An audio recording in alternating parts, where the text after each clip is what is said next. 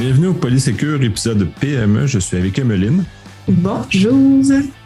Ça va bien? Ben oui, ça sent les vacances. Oui, beaucoup.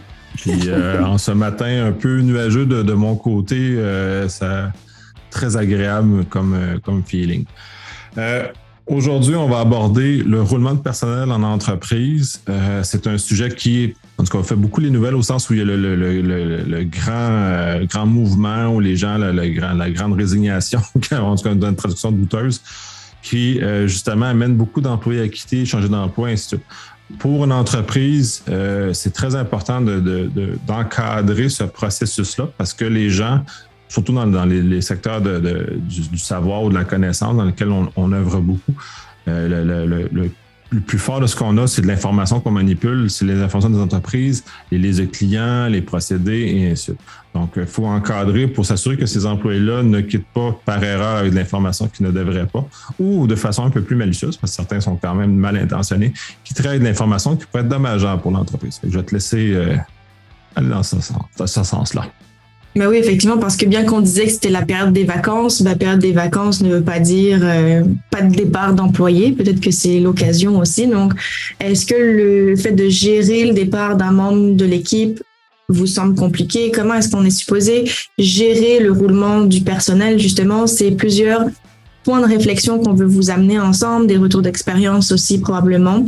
Puis, ce qu'il faut se dire, c'est que le roulement du personnel peut entraîner des dommages aux données, des dommages intentionnels, tu disais, quelqu'un qui part avec les données, de façon accidentelle aussi, de la perte de données. Tu sais, on le voit beaucoup, c'est la mode en ce moment, c'est la mode, c'est pas la bonne expression, mais en tout cas, c'est très commun que les employés travaillent depuis leur ordinateur personnel à eux. Donc, ça aussi, on pourrait en parler, ça, éventuellement, de justement comment gérer et encadrer l'utilisation des appareils personnels, mais ça aussi, quand j'ai un employé qui quitte, puis qu'il a toujours travaillé avec son ordi perso, qu'est-ce qui m'appartient sur son ordi? Comment je m'assure qu'il n'a plus accès à cette information privilégiée? Donc, on va vous lancer plein de petites idées pour faire une espèce de liste de contrôle, probablement un checklist avec différentes choses à regarder, à la fois au niveau des systèmes, au niveau courriel, au niveau du téléphone aussi, peut-être s'il y a des téléphones. Donc, ça va être au travers de tout ça, puis je vais renvoyer la balle à Nicolas Loïc au fur et à mesure pour le voir rebondir avec tout son bagage d'expérience extraordinaire. Une bonne politique vient avec une section révocation des accès, mise à jour des accès, parce que là, on parle d'un employé qui quitte, mais ça s'applique aussi si un employé est promu, si un employé change de poste, si quelqu'un prend un poste de direction, si quelqu'un prend un poste, peu importe. Et je pense que moi, ce que j'ai vécu le plus dans ma vie, c'est plus des changements de poste au sein d'une même entreprise, plutôt qu'un des départs. Je n'ai pas eu tant que ça dans ma vie non plus. Il y a certaines personnes qui peuvent être promus, comme je disais, qui peuvent changer de poste. Et quand ça arrive, faut à la fois s'assurer que cet employé-là dispose des autorisations nécessaires, de lui enlever les choses dont il n'a plus besoin, donc son mandat va changer, etc. Et avec ça en tête, il va être judicieux aussi de réviser et de mettre à jour régulièrement nos listes. Justement, on va faire une espèce de checklist, une espèce de to-do list de quand quelqu'un quitte, mais de le mettre à jour, de mettre tout ça à jour. Quelque chose qui est hyper pas sexy, puis je serais curieuse de t'entendre là-dessus, c'est la liste des rôles et des accès. J'en avais déjà parlé un petit peu sur les réseaux sociaux. La liste des rôles et des accès, moi, je vois ça comme étant un fichier Excel avec la colonne de qui sont toutes les personnes qui ont des accès dans mon entreprise et ensuite des lignes de dire, voici, est-ce que Facebook, qui a accès à Facebook, qui a accès au courriel, qui a accès à telle chose. Donc, quelque chose de très simple, mais qui est répertorié. Toi, de ton expérience, est-ce que c'est des choses qui sont courantes en entreprise? Est-ce que c'est des choses que tu as pu voir ou pas nécessairement ce type de liste de rôles et d'accès? Il y a deux axes à ta question. L'axe interne à l'entreprise, au système de courriel, aux fichiers, aux données, aux différents systèmes d'entreprise. Généralement, plus l'entreprise est grande, plus c'est formalisé, plus les éléments sont en place. Les mal-aimés sont généralement les PME parce qu'ils prennent pas le temps de faire ça, puis sont toujours à l'arrache sur comment gérer ce genre de choses. Fait qu'ils mettent des accès puis ils se posent pas de questions. Fait que on est dans un contexte où l'accumulation des privilèges, surtout quand tu parles de mutation, promotion, tout ça, devient un problème. Puis les humains n'aiment pas se faire retirer des privilèges d'accès, ce qui est un peu étrange parce que moi, je suis du type à couper le plus de mes accès possible parce que je veux pas être porter responsable. C'est ça que les gens ne comprennent pas, c'est qu'ils portent la responsabilité des accès qu'ils ont. Donc, s'il y a un dommage qui est créé, puis c'est avec leur compte, c'est eux qui vont porter le dommage. Fait que ça, les gens ont un peu de misère. Fait que moi, je sais ça, le moins d'accès possible, mieux je me porte. Fait que ça, c'est une chose. L'autre volet, c'est les médias sociaux, où toute la consommation des services en info nuagique qui n'ont pas une gestion d'accès adéquate. On va Twitter, Facebook sont dans cette Facebook, c'est un peu mieux, mais quand même. C'est-à-dire qu'on donne les accès, mais généralement, c'est un compte unique pour l'entreprise qui est utilisé. Ou Twitter prend le meilleur exemple de ce type-là, où c'est le compte de l'entreprise qui est utilisé. Fait que ça, c'est les personnes, puis toutes les personnes qui ont accès aux 10 mots de passe qui permet de donner accès à ce genre de choses. Fait que là, on se retrouve avec une situation qui est problématique, qui est beaucoup plus compliquée à gérer. Puis j'ai vu très peu d'entreprises avoir une saine gestion de ces choses-là parce que c'est non standard, ils donnent le mot de passe. Puis en général, on est des humains, on n'est pas comme des humains, on est vraiment des humains. Et on a tendance à faire confiance énormément aux autres humains. On est programmé comme ça, on est fait comme ça. Fait qu'à ce moment-là, on délègue, puis on dit la personne, elle ne fera jamais de tort ou il n'y aura jamais de problème à ses sexes. Fait qu'un des problèmes qu'on voit, c'est que le compte se fait voler. Donc, la personne, malheureusement, surtout dans un contexte où elle s'est fait attraper par un phishing, le compte Twitter de l'entreprise se fait voler. Puis ça, il y a plusieurs cas répertoriés qui existent de cette nature-là, où la personne vire un peu ma boule, puis là, décide de devenir hostile à l'entreprise et à ce moment-là, va créer des dommages. Et en volant le compte, on n'est pas capable de le récupérer par la suite. Fait que là, on est comme dans une situation problématique. Je l'ai vu aussi avec LinkedIn où j'ai vu ça dans une association, donc une OBNL, où la personne qui a créé, je pense, le groupe ou la page d'entreprise ou quelque chose comme ça, ne veut pas retourner le compte de création et LinkedIn ne permet pas facilement de récupérer ce compte-là. Fait qu'on se retrouve dans des situations qui peuvent être problématiques pour l'image de l'entreprise dans les médias sociaux face à ce genre de choses-là. Fait que ça, en tout cas, bref, ça brosse un peu l'ensemble de mon expérience de ce côté-là. Fait que je me dis, toi aussi, tu vas rebondir un peu sur ce que j'ai mentionné là. Mais c'est hyper intéressant. Puis moi, je le dis aussi d'une façon plus d'un point de vue sécurité, mais ça s'applique aussi au niveau du roulement du personnel. Ce qui est majeur avec Facebook, c'est que pour accéder à une page professionnelle, il faut accéder avec sa page personnelle. Donc, il y a comme une porte d'entrée qui se trouve à ce niveau-là. Il y a plein de choses intéressantes et effectivement, on a beau, parce qu'on était dans la thématique de la liste des rôles et des accès, mais tu peux avoir une liste de rôles et d'accès à jour.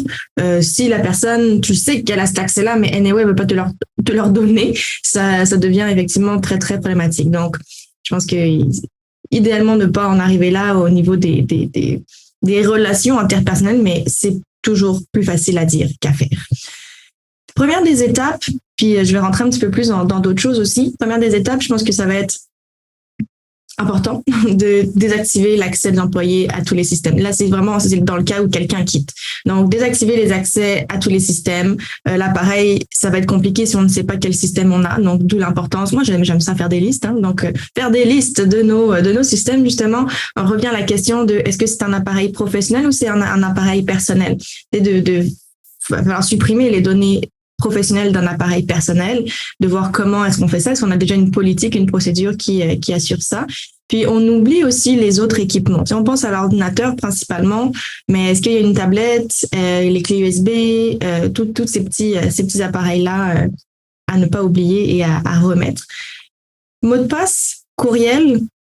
Tu sais, les courriels, je pense que c'est un peu problématique. Puis on en parlait un petit peu en off, justement, de les liens directs que peuvent avoir un client avec un employé et qu'au départ de cet employé-là, l'impact que ça peut avoir. Donc, en tant qu'entreprise, si j'ai un client qui communique avec cette personne-là et que cette personne-là quitte, il faut assurer le transfert d'informations.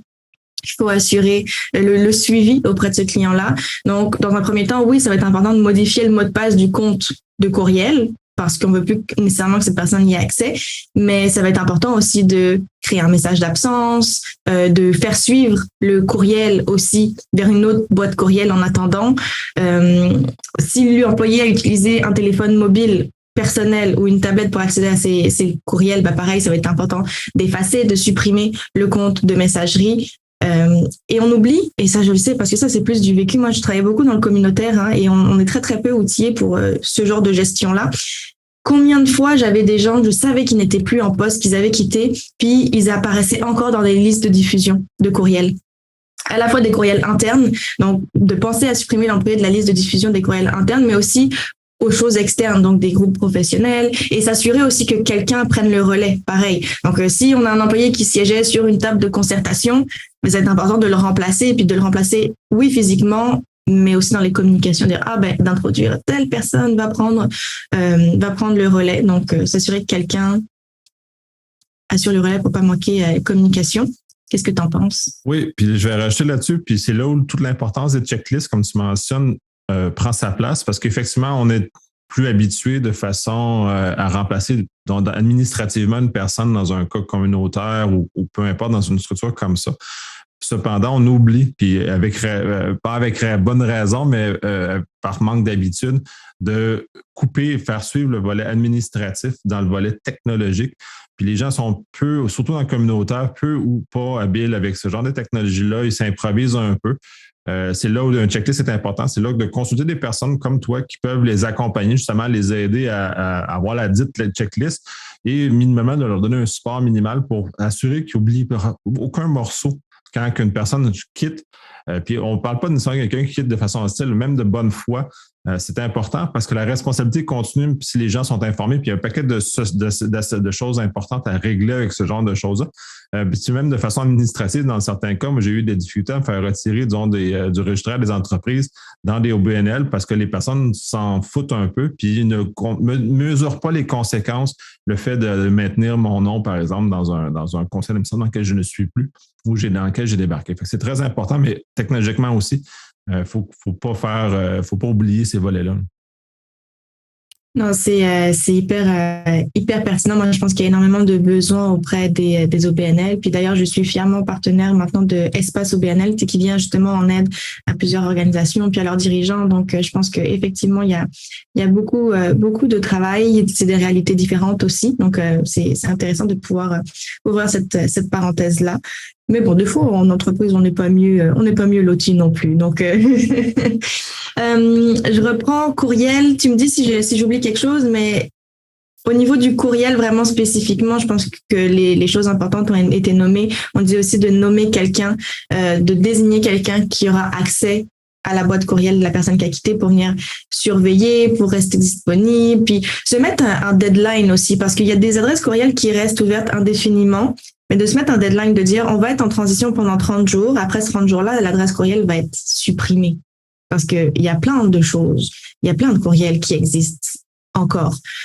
Tes petits cas vécus par rapport à ça. Je vais contacter des entreprises justement pour être dire hey, voici ce que je fais dans la vie, là. Puis là, quand je veux connecter avec cette personne-là sur LinkedIn, je me rends compte qu'elle travaille même plus à cet endroit-là. Avec le courriel, j'ai pas eu de retour disant que je ne travaille plus ici, veuillez contacter telle personne. Non, j'ai juste eu 0 retour, que l'adresse courriel existe encore, mais quand je regarde LinkedIn, la personne elle travaille clairement plus là. Donc ça, de supprimer ces adresses courriel-là, c'est vraiment pas un automatisme. Est-ce que c'est quelque chose que tu as constaté aussi? Oui, surtout dans les petites structures, on va souvent trouver ça parce qu'ils n'ont pas le temps de faire ça. Ils ont juste le temps de faire le onboarding, c'est d'amener les nouvelles personnes qui n'ont pas le temps de régler l'autre côté, c'est-à-dire la fin de la collaboration d'une personne. Puis ça rappelle le point aussi, puis spécifiquement l'exemple que tu mentionnes, l'usage d'adresses qu'on pourrait appeler génériques, c'est-à-dire un peu comme ça pour ton entreprise d'ailleurs aussi, là. C'est au lieu d'avoir une adresse d'une personne avec un nom dédié, c'est une adresse, soit un alias ou soit réellement une boîte comme ça, mais je vente @entreprise.com ou service après-vente @entreprise.com, justement, qui évite le problème que tu mentionnes. C'est une pratique, puis je ne l'ai pas vu énormément en entreprise. Ça prend un certain niveau de maturité, puis ça vient régler une partie du problème que tu mentionnes, justement, parce que on maintient toujours le canal de communication avec l'externe, indépendamment des personnes qui sont là à l'interne, qui vont reprendre le travail une fois qu'un employé ou des employés ont quitté le poste en question, là. Et tu vois, c'est quelque chose que moi aussi, je vais avoir tendance à recommander d'utiliser des adresses courriel génériques parce que justement, ça vient pallier au fait que si quelqu'un quitte, c'est pas super méga compliqué pour transférer. Par contre, en ce moment, j'ai j'ai un retour d'expérience par rapport à ça sur le nombre incroyable qu'il doit y avoir, mais j'ai une amie qui travaille en maison d'hébergement, donc dans une OBNL, et en ce moment, ils sont en train de transitionner justement vers Microsoft, et le technicien, le professionnel lui a dit non, il faut que chacun ait sa propre adresse courriel. Je sais pas trop les enjeux qu'il voyait, c'était probablement des enjeux. Après, peut-être que lui, ça lui faisait sortir plus d'adresses courriel et que c'était plus payant pour lui, je ne sais pas, mais grosso modo, elle pouvait pas avoir @maison machin truc. Il fallait vraiment qu'elle ait son nom, son propre courriel à elle, parce que je pense que c'était au niveau des mots de passe, peut-être que ça venait partager des mots de passe, puis ça plaisait pas trop, mais en tout cas, quand elle m'a dit ça, je suis un peu restée comme, ah ouais, c'est étrange. Je trouve ça étrange. C'est effectivement très étrange, surtout dans un environnement Microsoft où ce genre de délégation-là se fait très bien, il n'y a pas de problème de mot de passe. Peut-être un problème de licence cependant, là, mais au-delà de ça, les adresses génériques ou les boîtes communes ou toutes ces structures-là dans un environnement Microsoft comme l'environnement Google ou la plupart des environnements commerciaux qu'on connaît sur le web, ça se fait assez bien. Je ne vois pas le souci particulier. Peut-être une méconnaissance du technicien en question aussi. Oui, absolument. Si on passe plus au niveau du téléphone. Le téléphone, bon, il y a des gens qui vont avoir des cellulaires fournis par l'entreprise. Il va y avoir des gens qui ont des téléphones physiques. Moi, quand j'étais à la banque, j'avais mon téléphone physique avec mon numéro de poste. Ça va être important. Bon, pour un téléphone physique, c'est moins probable, mais ou quoique. Mais on peut transférer des numéros de téléphone. S'assurer que le numéro de téléphone de l'employé, il n'a pas été transféré à un numéro externe. Tel qu'un téléphone personnel, exemple. Donc, de pouvoir, parce que c'est plus pratique, c'est plus facile. Surtout quand on se retrouve à avoir un téléphone d'entreprise, un téléphone perso, on aime ça un peu magouiller et faire en sorte qu'on reçoit les choses juste sur un téléphone pour pas avoir à traîner les deux. Je pense que toi aussi, tu as 2 téléphones, hein? Moi, j'ai plusieurs numéros de téléphone. J'ai mon numéro de classique que j'utilise pour mon entreprise, mais j'ai aussi une panoplie d'autres numéros de façon que j'achète ou de choses comme ça. Puis je bénéficie aussi sur mon cellulaire. J'ai capable d'avoir 2 numéros de téléphone à même mon appareil. Fait bref, j'ai plusieurs avenues comme ça. Mais les numéros de téléphone, au-delà de ça, au-delà de la propriété du dit numéro de téléphone aussi, il faut considérer les données qui sont, parce que on prend l'exemple de ce que j'ai. Mon téléphone a 2 lignes, on pourrait dire physiques, c'est-à-dire qui sont reliées avec un fournisseur cellulaire conventionnel. Mais j'ai une panoplie d'autres lignes qui sont liées avec des fournisseurs virtuels qui sont d'autres éléments que j'utilise parce que j'en ai des choses quand je fais des tests dans des environnements un peu plus hostiles. Je brûlerai pas mon numéro de téléphone d'entreprise là-dessus. J'ai utilisé des numéros de téléphone générés à la pièce pour faire ce genre de test-là, pour tester ce genre d'environnement-là. Justement, pour me faire reconnaître, 2, je le débranchais aussi vite qu'il est branché parce qu'une fois qu'on a touché à certains éléments hostiles, la pluie d'appels qu'on reçoit sur ces numéros-là, elle est juste malade. Donc, j'étais très content. Fait que je débranche simplement puis je réapparais sur un autre numéro. Ensuite, il y a eu plusieurs services comme ça. Là, parce que j'écoute beaucoup ces Privacy, Osint et le dude est super le fun. Fait que j'adhère à ce genre de choses-là. Mais bref, oui. J'ai légèrement dévié de la nature de la question. Non, mais c'est parfait parce que tu me fais reparler de scène paranoïa. J'en ai déjà reparlé, je pense, dans le cadre du podcast, mais la scène paranoïa, c'est parfait. Il faut en avoir un petit peu. Et puis, c'est vraiment parfait de ne pas vouloir laisser des traces. Ça veut pas dire qu'on a des choses à cacher. Tu nous permets de faire plein de liens avec plein d'autres podcasts qu'on a fait. Donc, les gens allaient écouter ce beau contenu qu'on a créé à la sueur de notre front avec beaucoup de plaisir.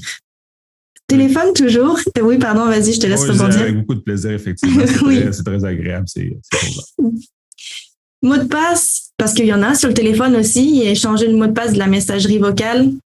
Ça va être important, je pense, de modifier le message aussi quand quelqu'un appelle, que ça tombe sur la messagerie, que ce soit plus Emeline, parce qu'Emeline ne travaille plus ici, donc de changer ça. Puis ça, il y a plein de ces tâches-là qu'on peut probablement déléguer aussi à l'employé qui quitte. Hein. Bon, parce qu'on peut faire une checklist puis donner à l'employé avant de partir. Il faudrait que ça se soit fait avec une vérification, bien entendu, derrière. Mais il y a plein de choses aussi qu'on peut déléguer parce que c'est vrai que ça prend beaucoup de temps, dépendamment du roulement qu'on peut avoir. Puis il y a peut-être certaines périodes dans l'année. Il y a peut-être des gens qui nous écoutent, qui sont dans le domaine du tourisme. Et dans le domaine du tourisme, il y a énormément de roulements parce que là, on est en plein été, si vous nous écoutez en ce moment, du moins. Et il y a beaucoup de personnes qui sont engagées durant cette période-là. Mais quand vient le mois de septembre, octobre, c'est un peu plus calme. Donc, c'est plein de gens qui quittent. Donc, c'est d'avoir tout ça en tête aussi. Donc, modifier le message vocal. Et puis, une autre chose, on parlait du courriel, de désigner quelqu'un pour surveiller. Pareil, au niveau de la boîte vocale du téléphone, de s'assurer qu'il y a des suivis qui sont faits à ce niveau-là. Ça a dû être tellement compliqué. Et quoique, je ne sais pas, mais parce que tu vois, moi, je suis partie de la banque, on était en plein télétravail. Donc, il y avait des systèmes qui avaient été faits que quand il y avait je recevais des messages vocaux sur mon téléphone, mais en fait, ça passait par Cisco. Donc, je recevais un courriel avec le message vocal. Donc, finalement, non, c'était peut-être pas si compliqué. En temps de télétravail, c'était peut-être même plus simple. Qu'est-ce que tu en penses? Ben oui et non, c'est-à-dire que les grandes entreprises étaient les premières à avoir adopté ce genre de système-là qui offre beaucoup de souplesse. Le télétravail a maintenant rendu dans la conscience collective beaucoup de systèmes qui sont beaucoup plus faciles. On va prendre comme Teams, par exemple, l'intégration de Teams avec un numéro de téléphone. On peut faire ce genre de choses. Fait qu'il y a une panoplie maintenant d'intégration qui simplifie la vie des entreprises ou des petites structures, justement, où tout est rassemblé au même endroit. Là, je fais là pas la promotion nécessairement d'un service en particulier. Le magasin est bien parce qu'il y a des frais cachés associés à ça. Fait qu'il faut faire aussi attention parce que des fois, ils vous attendent. Mais cela étant dit, il y a une convergence des outils de communication, donc de la gestion des outils de communication, dont le numéro de téléphone, donc ce genre de choses-là. Fait que de cette structure-là, le numéro de téléphone de l'entreprise peut être assigné à un compte Teams. Une fois que le compte Teams est fermé, le numéro de téléphone va fermer en même temps. Fait qu'on a comme cet avantage-là qui suit et justement de permettre le télétravail. Puis c'est ce qui a changé dans les 2-3 dernières années, c'est que maintenant, on n'a plus de téléphone fixe, on n'a plus d'ordinateur fixe, on est vraiment dans un état de mobilité qui est beaucoup amélioré à mon avis, parce que moi j'aime beaucoup la mobilité. C'est qu'on on serait capable, disons, sur mon cellulaire, qui, en ce cas-ci, est personnel, on pourrait réassigner un numéro d'entreprise le temps que je suis là. Le Teams qui est dessus est un Teams d'entreprise. Puis une fois que je travaille plus chez cette entreprise-là, ils font juste zapper mon compte et mon Teams sur mon téléphone n'a plus accès à rien. Donc, toutes les données qui étaient associées à l'entreprise se trouvent à être zappées en même temps. Fait qu'il y a des avantages. Il faut magasiner, il faut se faire accompagner parce qu'il y a des certains pièges aussi dans cette facilité-là, parce qu'on peut retrouver des informations d'entreprise sur des téléphones personnels, ce qu'on ne veut pas. Mais cela étant dit, maintenant, cette flexibilité-là permet une plus grande facilité pour surtout les petites structures qui n'ont pas des grosses équipes TI, qui avant nécessitaient des grosses équipes TI pour réussir à avoir ce degré d'intégration, de facilité-là, comme tu mentionnes. Donc, tu peux avoir ton numéro de téléphone de la banque qui aurait tombé sur ton téléphone, ton cellulaire personnel à ce moment-là, sans aucun danger à la sécurité et une facilité qui va avec. Non, exact. Je pense qu'il y a beaucoup d'outils comme ça qui se sont développés. Et quand tu parlais, ça me faisait penser il faudrait que je retrouve comment ça s'appelle ce logiciel-là. Ce logiciel où, je sais pas si c'est un logiciel en tout cas, mais où est-ce que ça te crée un numéro de téléphone, sans frais, puis tu as même l'option un peu, tu sais, comme dans les grandes entreprises, où est-ce que tu peux choisir taper le 1 pour parler à telle personne, taper le 2. Mais en fait, tout est derrière le même numéro de téléphone, puis même quand il y a un message vocal qui est envoyé, tu le reçois par courriel. Donc, tu sais, on peut, et là, je pense à mes petites entreprises, on peut, même si on est tout seul, même si on est 2-3 dans une entreprise, déjà, ça vient augmenter un peu notre crédibilité quand le client nous appelle puis qu'il tombe sur un message comme ça, c'est quand même nice. Ça peut aussi rappeler les heures d'ouverture. Donc, ça va vraiment mettre un beau cadre, je trouve. Ça, c'est pas très dispendieux non plus. Et donc, ça donne une belle image. Et puis, nous aussi, pour gérer ça, et puis pour revenir à la thématique du roulement du personnel, de toute façon, on reçoit un courriel. Donc là, il y a juste de changer le courriel vers lequel le message est transféré. Donc, je trouve que c'est aussi des belles solutions qu'on peut mettre en place en amont qui viennent nous faciliter la vie, qui viennent optimiser notre temps, qui viennent ajouter des couches de sécurité et qui, en plus, le jour où vient le temps de faire de révoquer des accès de quelqu'un qui quitte, c'est beaucoup plus simple aussi. Parce qu'il y a un autre gros morceau, c'est l'accès au réseau, l'accès au cloud. Bon, l'accès au réseau, quand c'est un réseau physique, c'est un ordinateur, mais le cloud, il va falloir supprimer les accès, il va falloir supprimer l'employé de tous les groupes et des accès qu'il peut avoir au niveau du VPN, au niveau de tout ça. On parlait aussi des données. Et même si on donne des instructions que les données doivent être dans le SharePoint, mais peut-être que la personne elle a des choses sur son bureau, sur son desktop, donc de déplacer tous les fichiers de travail qui ont pu être stockés en dehors de ces dossiers de sauvegarde principaux là. De révoquer les accès, ça je l'avais dit aussi, de supprimer les fichiers de travail de tout compte de stockage personnel. C'est là que peut-être le OneDrive peut devenir un enjeu aussi. On en parlait le SharePoint versus OneDrive, mais quand les choses sont dans le OneDrive, ça va être important de les remettre justement, de les recentraliser avec les autres choses avant de supprimer tout ça. Et un autre point que je m'étais noté, et tu vas sûrement vouloir rebondir de toute façon sur tout ça par rapport au réseau et au cloud, mais de s'assurer que on sait pas parce qu'on disait il y a des gens qui parlent de façon très bienveillante, puis il y a pas de souci. Il y a des gens qui ont peut-être un petit peu plus de rancœur.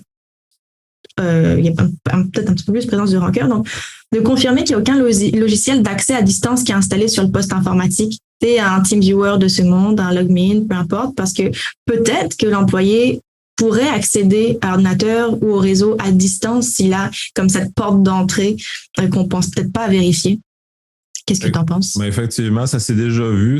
On voit plus ça chez des personnes spécialisées en TI qui partent avec une certaine hostilité ou avec une rancœur face à l'employeur. Puis ça arrive, on est des humains. Là. Fait que, tout ça doit être planifié parce qu'on n'est pas toujours dans des situations qui sont bienveillantes. Donc, c'est ça. Donc, on voyait des portes dérobées ou des types d'accès. Là, tu parles de TeamViewer est un exemple.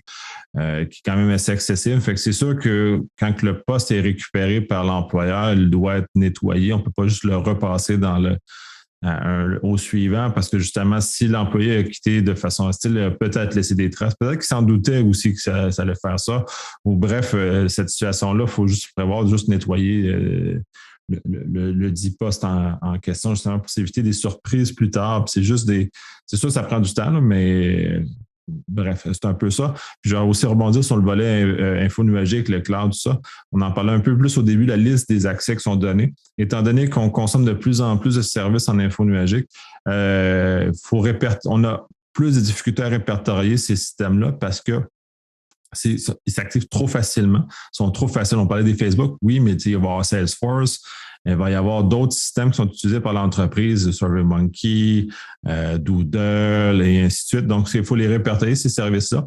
Il faut faire le dit checklist parce que là, il faut aller dans chacun des services et désactiver si on n'a pas un système centralisé d'accès. Là, c'est là la fait. Puis la petite structure, c'est plutôt rare qu'une centralisation des accès qui est faite. Ça fait qu'on désactive une place et tout est coupé. Un peu comme à l'interne. En général, à l'interne, on coupe le compte à un endroit, qui est l'Active Directory en général.